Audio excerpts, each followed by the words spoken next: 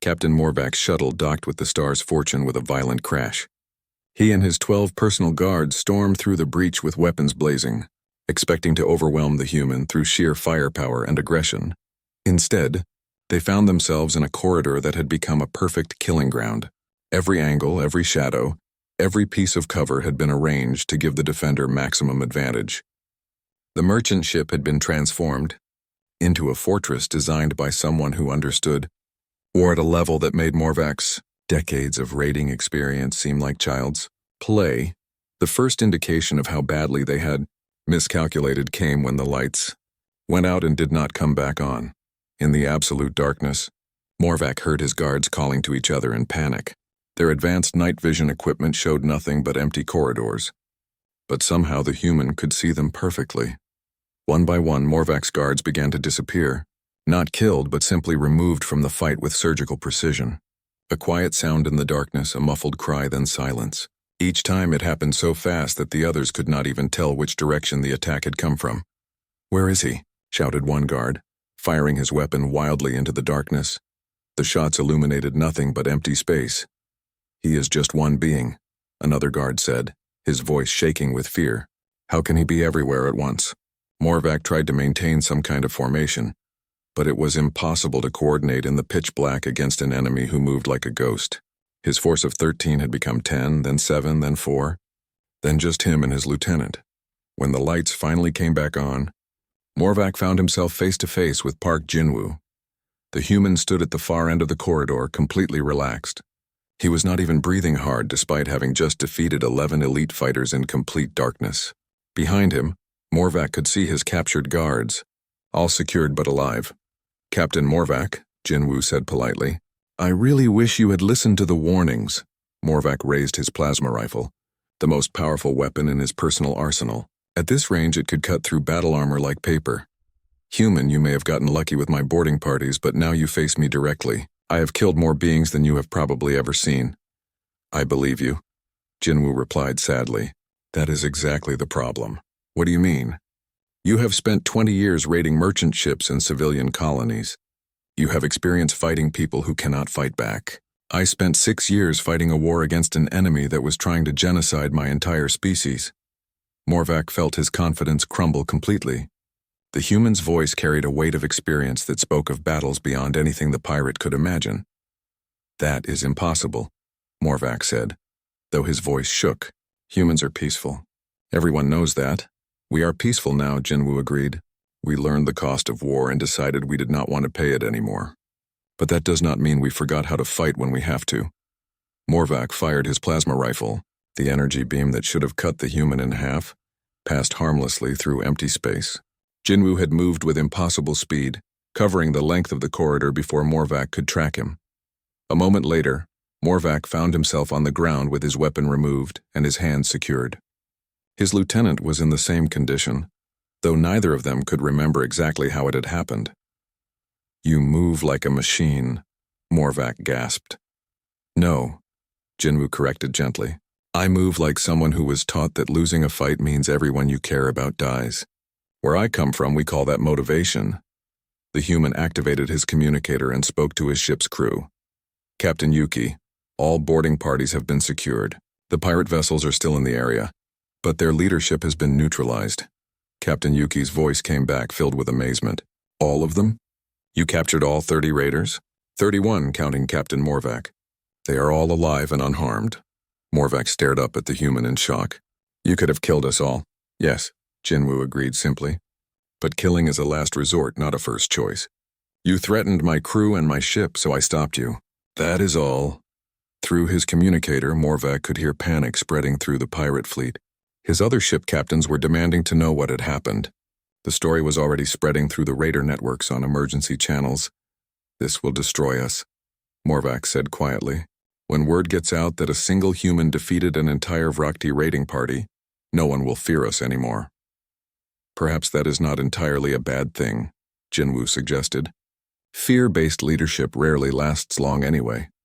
Within hours, the story had spread throughout the pirate networks of 3 star systems. The tale grew with each telling, but the core facts remained the same. A merchant ship had carried a single human crew member. When raiders attacked, The human had single-handedly defeated them all. Other pirate groups began checking their target databases more carefully. Ships with human crew members were quietly removed from raid planning lists. The phrase "check for humans first" became common practice among raiders throughout the sector. 3 months later, Captain Yuki sat in her office aboard the Star's Fortune as it docked at Kepler Station. Her cargo hold was full of valuable goods and her crew was safe and healthy. The past quarter had been the most profitable in her ship's history, partly because other raiders now avoided her vessel entirely. Park Jinwoo knocked on her office door and entered when she called for him to come in. "Captain, I have finished the routine maintenance on the engines," he reported. "We are ready to depart on schedule."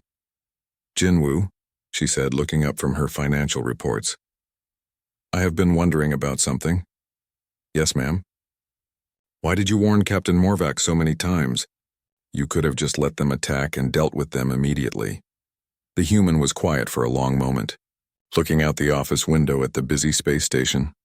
"Because," he said finally, "everyone deserves a chance to choose not to fight. Violence should always be the last option, not the first. Even when dealing with pirates who would have killed us all." "Especially then," Jinwoo replied. "The moment we start solving problems with violence before trying other solutions, we become the very thing we are fighting against." Captain Yuki thought about that as she watched her engineer return to his duties. Around the galaxy, the story of the Star's Fortune was becoming legend. Pirates spoke of it in hushed whispers. Military analysts studied the recordings, trying to understand how one individual had achieved such impossible results.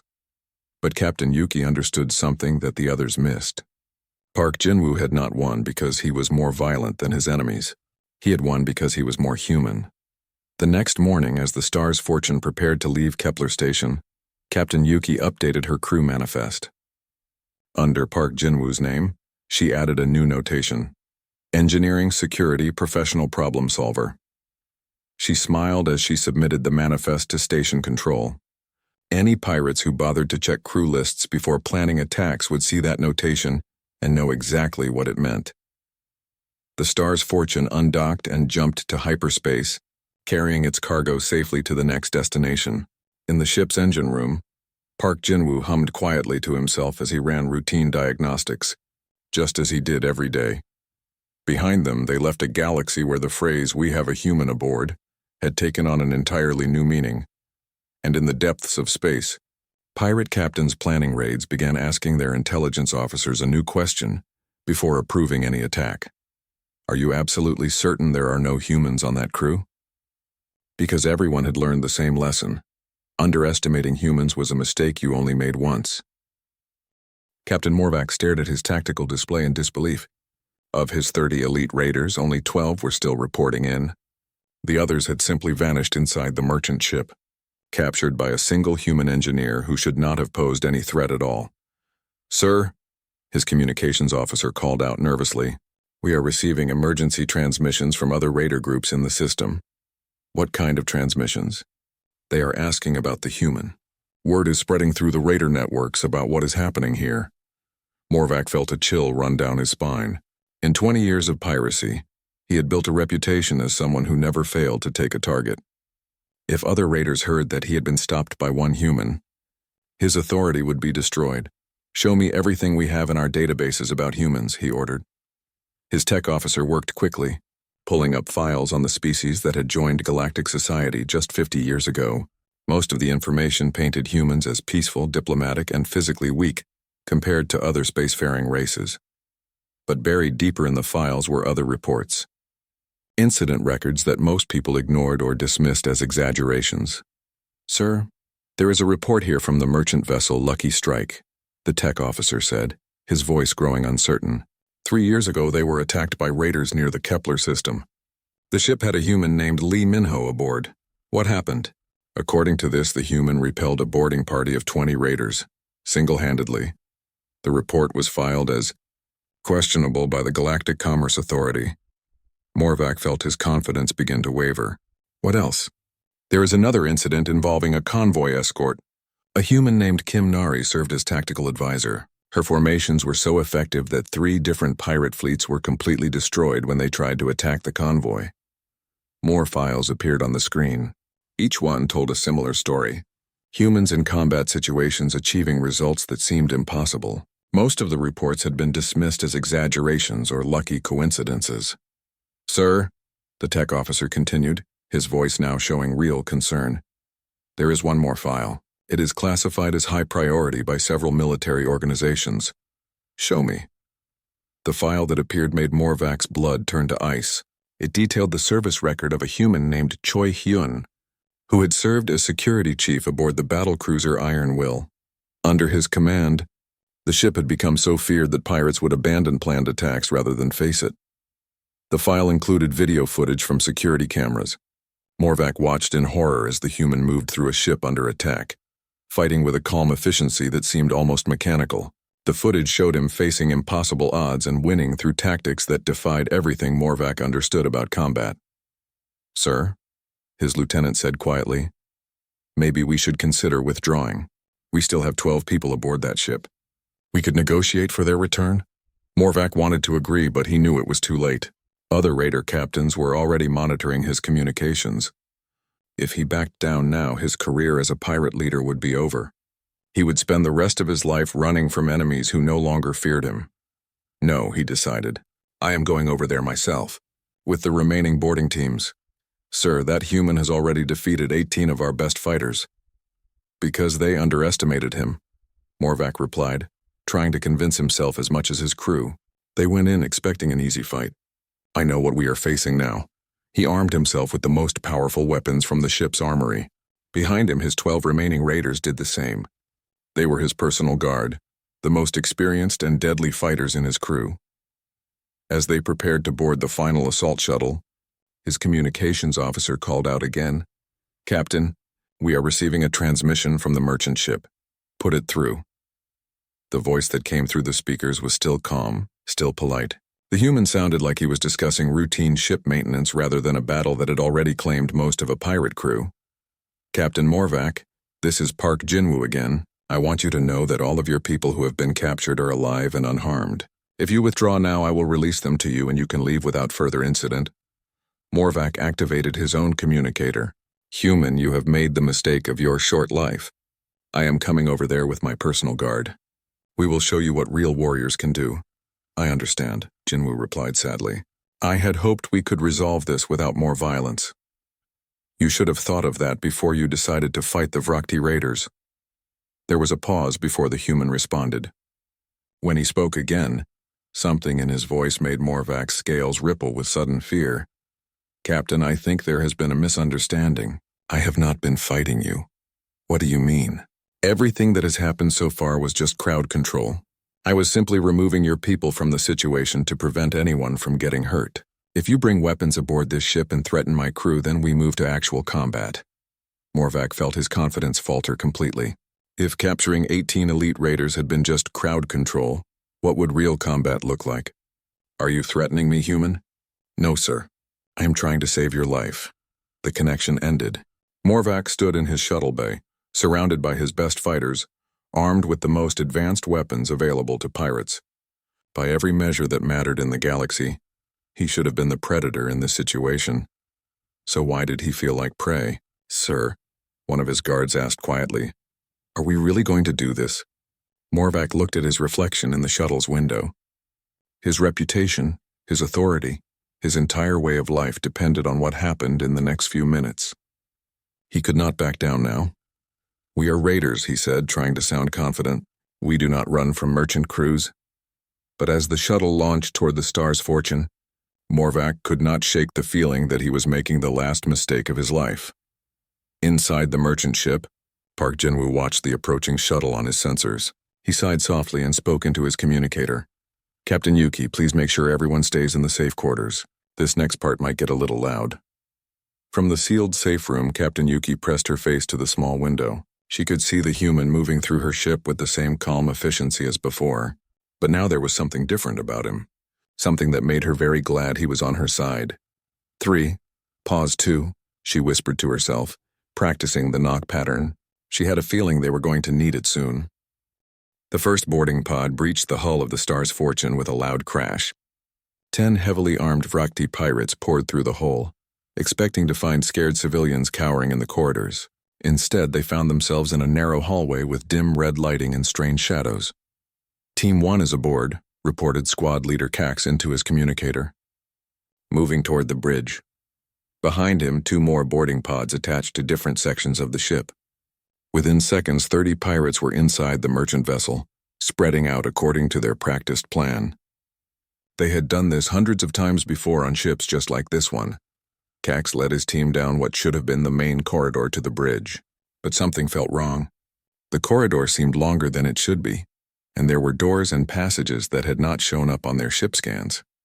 "Command, the ship layout does not match our intelligence," he reported.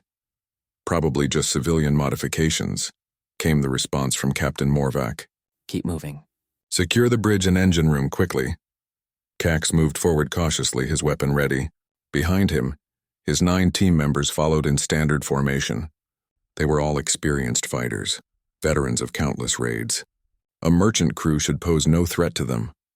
The first sign of trouble came when the lights went out completely. Emergency lighting kicked in a moment later, but now the corridor looked completely different. Walls had moved. Doors had appeared where none existed before. The straight path to the bridge had become a maze. "What kind of ship is this?" muttered one of his team members. Before Cax could answer, a voice echoed through the ship's communication system. It spoke in calm, clear galactic standard. "Attention, boarding parties. You are now inside a controlled environment. I recommend you surrender immediately and return to your ships." The voice belonged to a human. It had to be the engineer they had laughed about earlier. "Did that human just threaten us?" laughed one pirate. Cax activated his communicator. "Command, the human is making threats over the ship's comm system." "Ignore it," came the reply from Captain Morvac.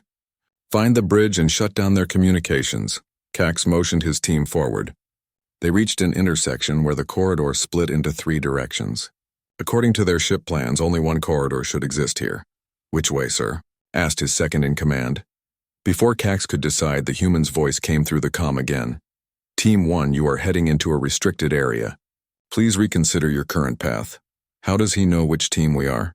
whispered one pirate. Cax looked around nervously. Hidden cameras could be watching them, but that did not explain how the ship's interior had changed so dramatically. "We go left," he decided. "That should lead to the bridge." They had taken only 10 steps when the floor beneath them suddenly angled sharply downward. 2 pirates lost their footing and slid into a side corridor that had not been there a moment before. Heavy doors slammed shut behind them, cutting them off from the rest of the team. "Team 1, you now have 8 members," came the human's calm voice. "The 2 who just became separated are unharmed but will remain in secure holding until this situation is resolved." Cax felt his confidence beginning to crack. This was not how raids were supposed to go. Merchant ships did not have moving floors and hidden passages. They certainly did not have security systems that could separate boarding parties. "Command, we have lost 2 team members," he reported. "What do you mean, lost?" Captain Morvac's voice carried an edge of concern. "The ship changed. They got separated. The human says they are in holding." There was silence from the command ship. Then Captain Morvac's voice came back, angry now. "What kind of merchant ship has holding cells? Find that human and stop this nonsense." Cax tried to continue forward, but every corridor his team entered seemed to lead them further away from their objectives. The ship had become a puzzle, and somehow the human was controlling it all. From his communicator, he could hear the other teams reporting similar problems. Team 2 had lost 3 members to what their leader described as walls that moved like they were alive. Team 3 had found the engine room, but when they tried to enter, the doors had sealed and the room had filled with some kind of sleeping gas. "How is one human doing this?" demanded one of Cax's remaining team members. As if responding to the question, the human's voice came through the comm system again. "I'm not doing anything unusual. This is simply what we call home field advantage. You are in my ship now and I know every bolt and wire in her." Cax realized they had been walking in circles for 10 minutes. Every time they thought they were making progress toward an objective, they ended up back where they started. But now there were fewer of them. His team of 10 had become 6, then 5, then 4. The missing pirates were not dead. The human kept reporting their status as secured or detained safely. But they had vanished as completely as if the ship had swallowed them. "This is impossible," said one remaining pirate. "It is just one human." There should be nothing he can do against us. The lights suddenly went out again. When they came back on, the pirates found themselves in a small room with only one exit. Standing in the doorway was a figure in a standard merchant crew uniform. Park Jin-woo looked exactly as unimpressive as they had expected. Medium height, plain appearance, no visible weapons. He could have been any civilian they had encountered on a dozen different raids. But something about the way he stood, the way he looked at them, made Cax's blood run cold. "Gentlemen," the human said politely, "you were warned. You chose not to listen. Now we have to do this the hard way." "There are 4 of us and 1 of you," Cax said, raising his weapon. "Surrender now and we might let you live." The human tilted his head slightly like he was considering the suggestion. "You know," Jinwoo said conversationally, "that is exactly what we told your captain. But you did not listen then either." What happened next took less than 30 seconds. When it was over, Cax found himself on the floor with his hands secured behind his back, completely unable to move. His 3 team members were in the same condition. None of them could quite remember exactly how it had happened. The human stood over them, not even breathing hard. "Command," Cax whispered into his communicator. "We need immediate backup. All teams need immediate backup." The response from Captain Morvac was filled with panic. "Backup? Cax, we have lost contact with 15 of our people. What is happening over there?" Jinwoo gently took the communicator from Cax's hand. "Captain Morvac," the human said in that same calm voice. "This is Park Jinwoo. I believe we tried to have this conversation earlier.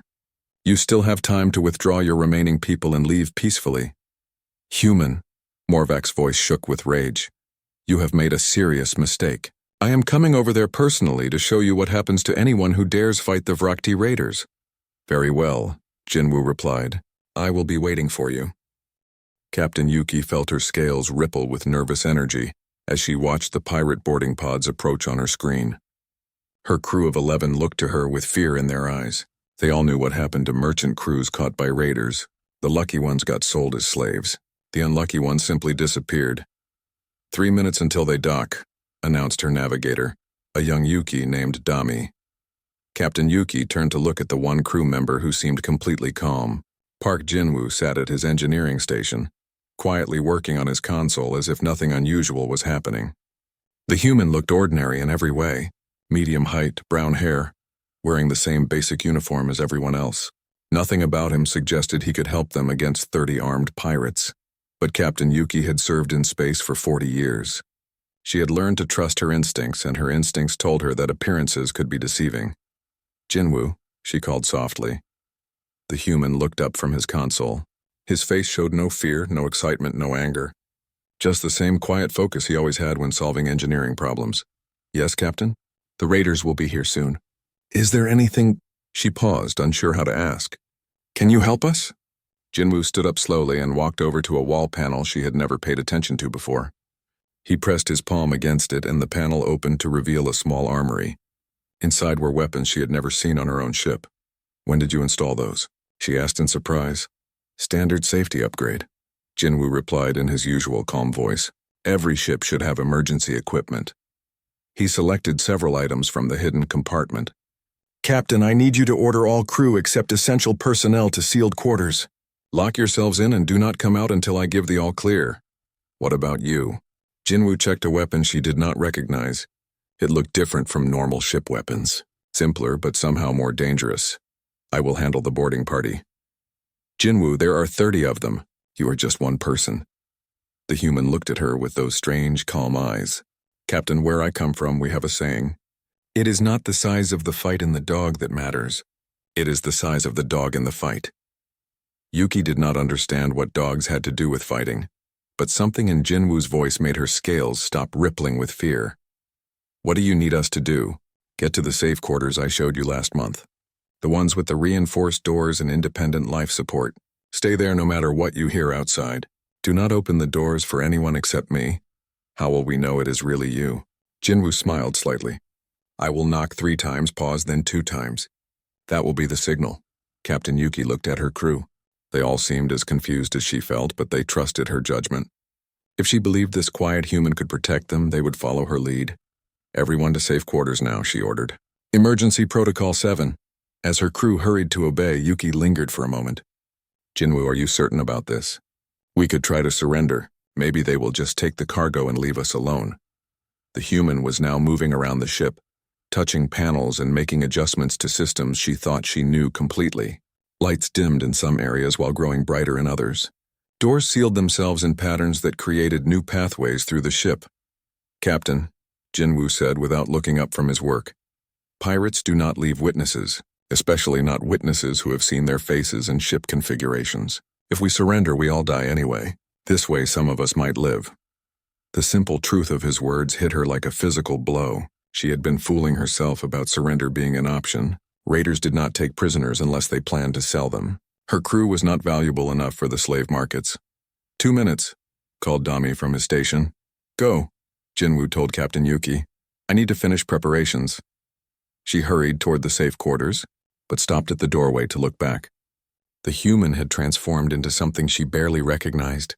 He moved through her ship with purpose and confidence like he had done this many times before. His hands worked quickly and efficiently, turning her peaceful merchant vessel into something else entirely. Jinwoo, she called out. What exactly did you do before joining my crew? He paused in his work and looked at her.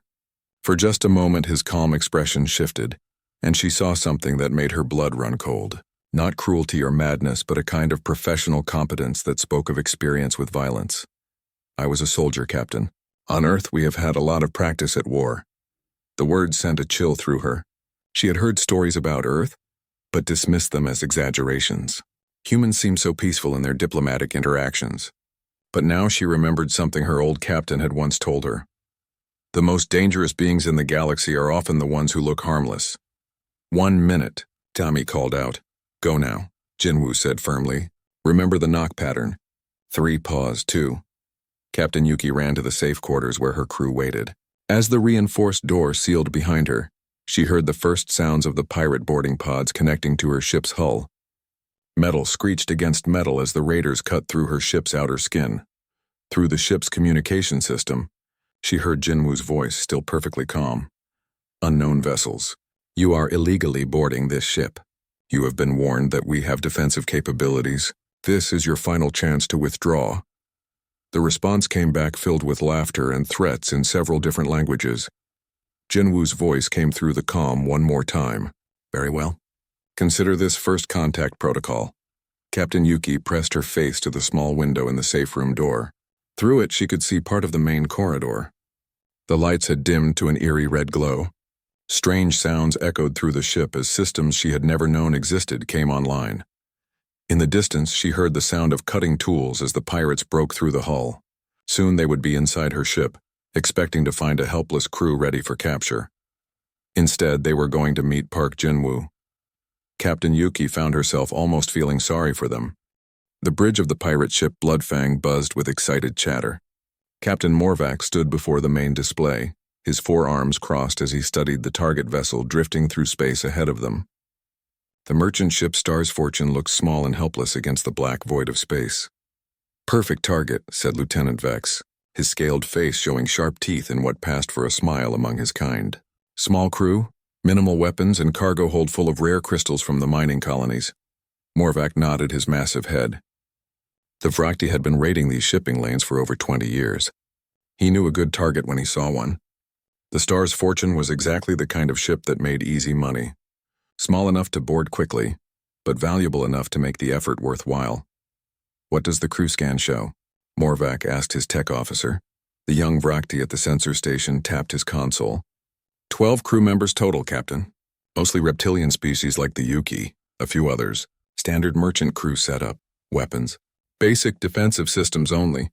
Nothing that could threaten us. Morvac felt satisfied. His crew of 30 experienced raiders could take a ship like this in their sleep. The Bloodfang alone carried enough firepower to destroy 10 merchant vessels. With his 2 escort ships, the Razor and the Dark Star, following close behind, this would be over quickly. Anything unusual about the crew? Morvac asked, more from habit than concern. The tech officer glanced at his readings again. Nothing special, sir. Wait. He paused, looking closer at his screen. There is one human listed. Park Jinwoo. Position shows as engineer. Several pirates on the bridge laughed. Morvac allowed himself a small chuckle as well. Humans were new to galactic society. barely 50 years since first contact. They came from some small planet in a quiet corner of the galaxy. Most spacers considered them weak and soft. They preferred talking to fighting, which made them popular as diplomats but useless in real conflict. A human, Lieutenant Vex said with amusement. Maybe we can sell it to the collectors. They pay good money for rare species. The human won't give us any trouble, another pirate added. I heard they get sick just from rapid ship movements. Weak stomachs. Morvac had raided ships with humans before. They usually hid in the cargo hold or surrendered immediately. Some even helped load their own ship's valuables to speed up the process. The idea of a human fighting back was almost funny. Begin the approach, Morvac ordered. Standard intimidation pattern. They'll surrender before we even have to board. The 3 pirate ships moved into attack formation. The Bloodfang took point while the smaller vessels flanked the merchant ship. Within minutes, they had the Star's Fortune surrounded and trapped. Morvac activated the communication system. His voice boomed across space to the merchant vessel. Attention crew of Star's Fortune. This is Captain Morvac of the Vrakti Raiders. Cut your engines immediately and prepare to be boarded. Surrender now and you will not be harmed. Resist and you will all die. The response came back quickly. The voice belonged to a female Yuki, probably the ship's captain. Her words made the entire bridge crew of the Bloodfang burst into laughter. Vrakti vessel, I strongly advise you to reconsider your attack. We have a human aboard. The laughter grew louder. Even Morvac had to admit it was one of the most pathetic surrender threats he had ever heard. A human? That was their defense? It was like threatening someone with a sick pet.